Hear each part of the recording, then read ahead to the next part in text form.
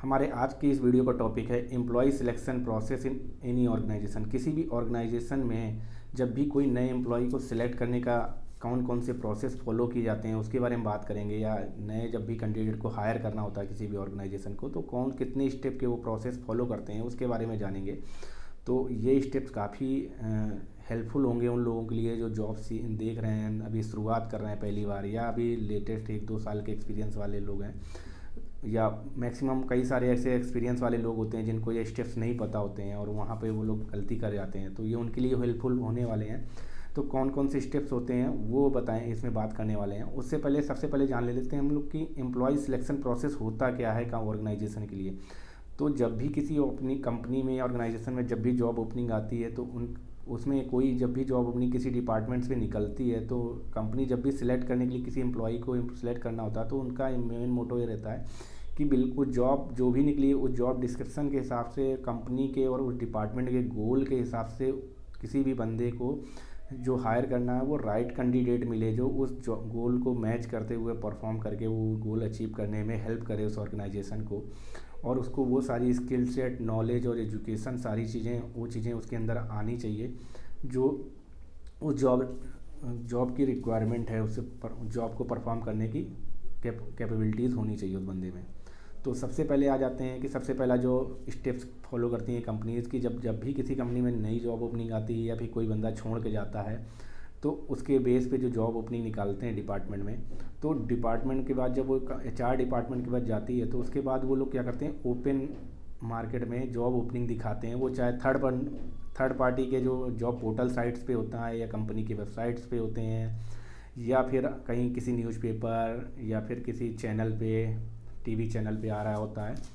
तो इन जगहों पे किसी भी वेबसाइट्स पे हो सकता है आप देखेंगे जॉब जो आती हैं, ओपनिंग आती हैं, या फिर कोई आपके जानने वाले लोग बताते हैं कि उनकी कंपनी में जॉब ओपनिंग आई हुई हैं। तो क्या करते हैं वो लोग, जॉब ओपनिंग पोस्ट करते हैं, जॉब ओपन करते हैं, दिखाते हैं कि हमारी कंपनी में इस डिपार्टमेंट के लिए ये जॉब ओपनिंग आई हुई हैं, और उसके हिसाब से जॉब डिस्क्रिप्शन और दिखा रखे होते हैं कि ये जॉब डिस्क्रिप्शन है उस बंदे का, क्वालिफिकेशन उसको क्या चाहिए होगा, एक्सपीरियंस कितना चाहिए होगा, और उसके हिसाब से उसको क्या क्या जॉब रिस्पॉन्सिबिलिटीज़ रहेंगी, क्या क्या देखना रहेगा उसको,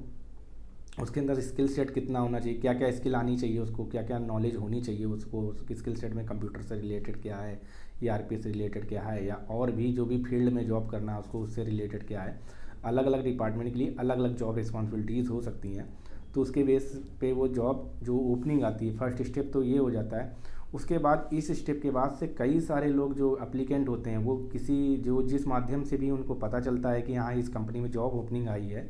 तो वो लोग उस जॉब पे अप्लाई करते हैं, अपना CV के साथ, अपने रिज्यूम के साथ एप्लीकेशन सेंड करते हैं और अप्लाई करते हैं उस जॉब के लिए। तो मान लीजिए एक ओपनिंग आई किसी भी कंपनी में,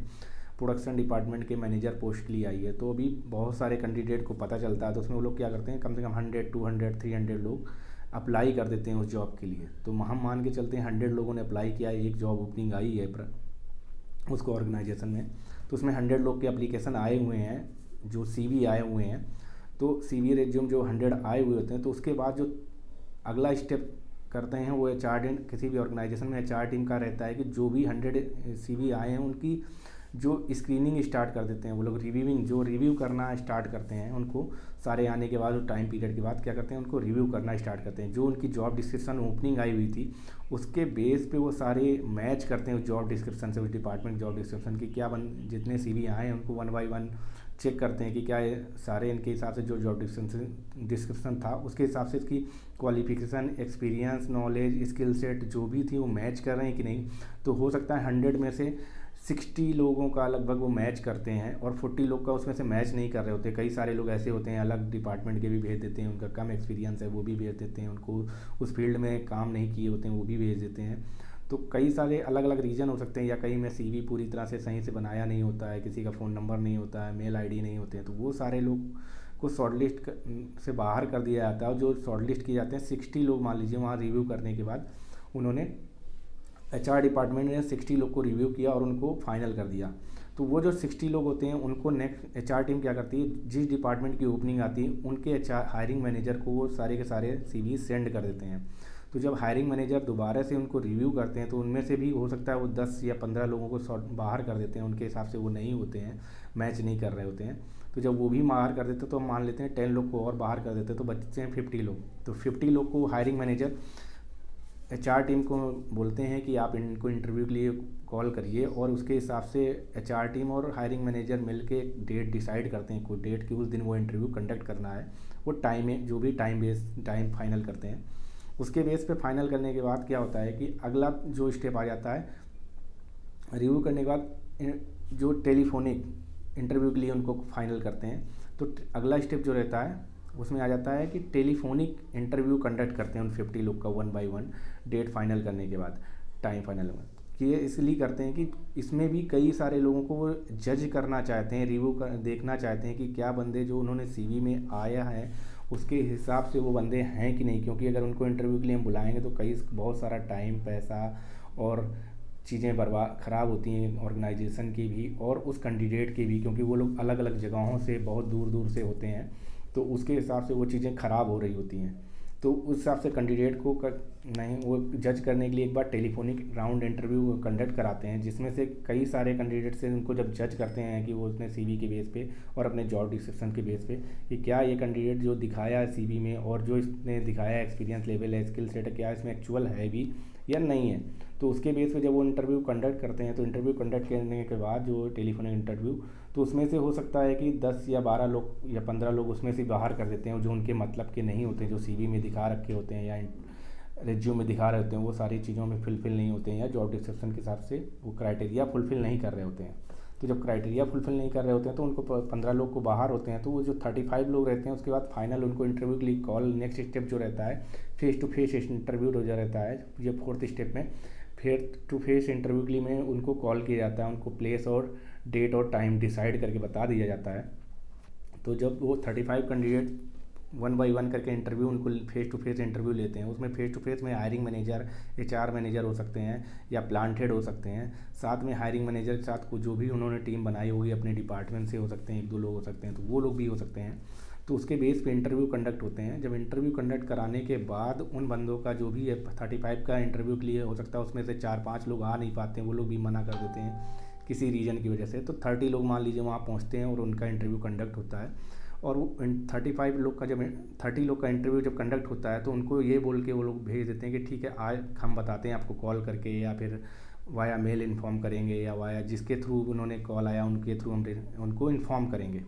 तो जब उन लोग को भेज देते हैं उसके बाद जब इंटरव्यू कंडक्ट होने के बाद जो उनके फाइनल फीडबैक एचआर टीम और जो भी लोग इंटरव्यू में इन्वॉल्व थे उन सब लोग आपस में फीडबैक एक दूसरे से लेते हैं कि कौन से कैंडिडेट बेस्ट थे। तो उनमें से हो सकते हैं 5 लोग, 3 लोग को जो एक पोजीशन ओपनिंग आई तो उसके लिए 5 लोग या 3 लोग मैक्सिमम लोगों का लगभग वो लोग शॉर्टलिस्ट करते हैं, रैंकिंग वाइज से शॉर्टलिस्ट करते हैं, नंबर 1, नंबर 2, नंबर 3 करके। तो उसके साथ बाद से जब वो शॉर्टलिस्ट करते हैं उनको,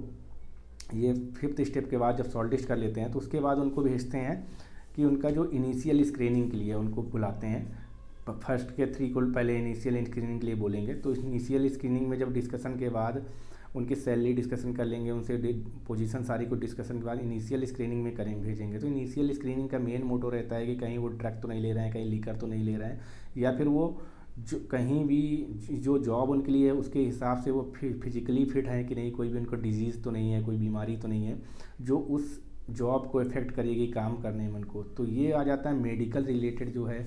स्क्रीनिंग आ जाती है। तो मेडिकल टेस्ट करवाते हैं, मेडिकल फिटनेस टेस्ट करवाते हैं। तो उन सारी चीज़ों में कंपनी अपनी एक लिस्ट बना के रखती है कौन कौन से चेकअप करवाने हैं उसको, वो उसके साथ शेयर कर देती हैं कि वो आप करवा के दीजिए, या फिर उनके खुद के हॉस्पिटल लिंकअप रहते हैं कम ऑर्गेनाइजेशन के, तो उसमें से करवाना रहता है। तो वो जब उस मेडिकल वाले में होने के बाद कैंडिडेट का अगर उसमें जो क्वालिफाई कर जाते हैं तो फिर उनको उनसे डिस्कस करके उनको ऑफ़र लेटर रिलीज़ करने की कोशिश करते हैं। बट हो सकता है जो फर्स्ट कैंडिडेट है कई बार वो एग्री नहीं करता है, सैलरी की वजह से, डिजिग्नेशन की वजह से, रीलोकेशन की वजह से, या कोई और रीज़न हो सकता है, फैमिली इशूज़ हो सकते हैं, तो उसकी वजह से वो नहीं करता है। या फिर कई बार वो ऑफ़र लेटर लेने के बाद वो लोग क्या करते हैं आगे लास्ट मोमेंट पे मना कर देते हैं। तो फिर क्या करते हैं कंपनी ऑर्गेनाइजेशन दूसरे सेकंड नंबर पे जो कैंडिडेट होता है उसको वो चीज़ें ऑफ़र करते हैं, और अगर वो कैंडिडेट